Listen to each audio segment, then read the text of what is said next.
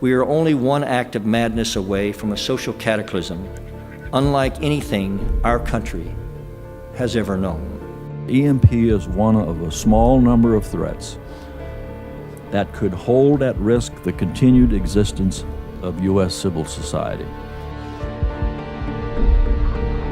You want to think of that as a hurricane in space.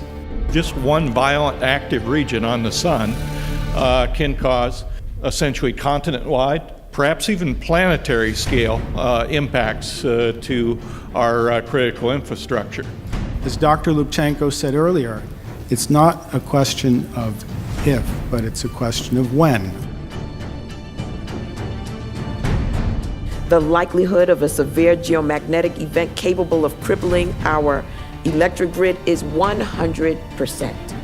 We would be facing a public safety, a public health environment, a requirement to provide support to our citizens that would be unprecedented. There will be no supply of drinking water, no food, no gasoline, no transportation, no communication, no medical care. Emergency services, government services, banking, finance. I want to say it very clearly and right up front. A solar magnetic disturbance, electromagnetic pulse effect on our grids is inevitable. It's just a matter of time. And as I see it, and from the study and research we've conducted, civilization is entirely unprepared for this eventuality.